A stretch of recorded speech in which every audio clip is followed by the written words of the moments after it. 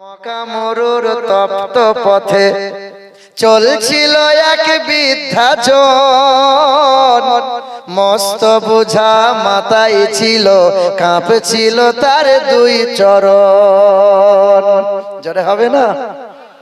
মক্কা মরুর তপ্ত পথে চলছিল এক বৃদ্ধা জন, মস্ত বোঝা মাথায় ছিল, কাঁপছিল তার দুই চরণ।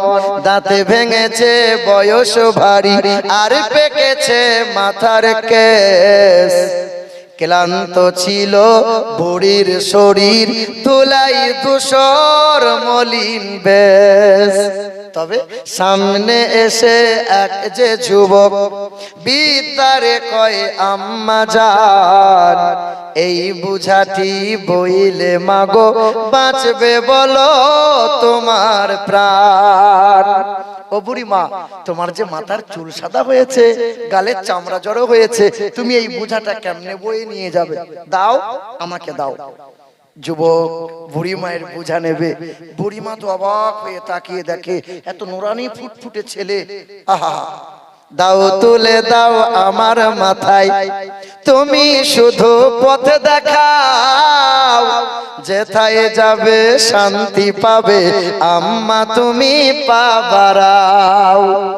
লইব না মা পয়সা করি, চাইব দুয়া আশীর্বাদ, তোমার সেবা করলে মাগো এই এতিমের মিটবে সাদ। বুড়ির বোঝা মাথায় নিয়ে চলল যুবক পথ ধরে, মানব সেবার খুশির হাওয়া বইছে যে তার অন্তরে।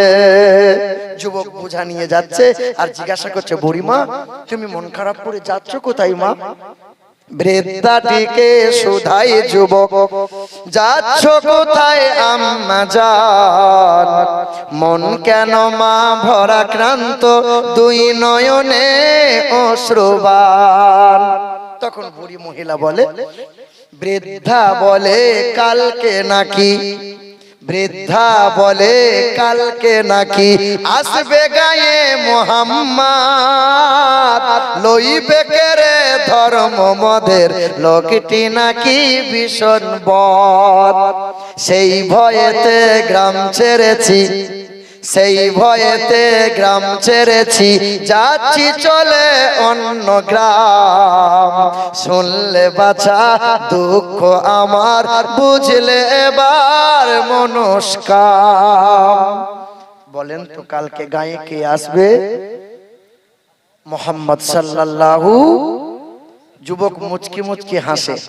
বলেন আসলে যুবকটা কে?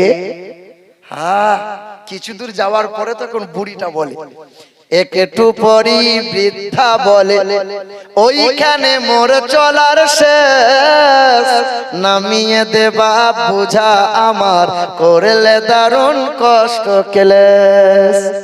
তখন বুড়ির বোঝা নামিয়ে দিয়ে, বুড়ির বোঝা নামিয়ে দিয়ে চলল যুবক ফিরার পথ। তখন বলল বুড়ি, তোমার মতো আরে দেখিনি কাউকে সৎ। এ যুবক, তোমার বাড়ি কোথায় বাবা? কি নাম কি তোমার? ফুলের মতো মুখটি তোমার, মায়ায় ভরা তোমার প্রাণ।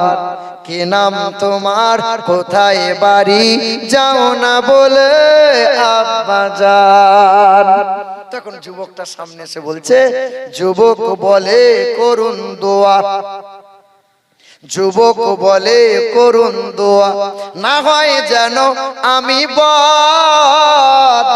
যার ভয়েতে ভাগছো মাগো, যার ভয়েতে ভাগছো মাগো, আমি তো সেই মুহাম্মদ। তখন বুড়ি মহিলা বলে, কেউ তোমারে জাদুকর বলে, কেউ বলে কবি, তুমি তো আসলে আল্লাহর পেয়ারা নবী। মানবতা পেলো, ভালোবাসা পেলো, আর কালেমা পড়ে মুসলমান হয়ে গেল। বলো সুবহানাল্লাহ।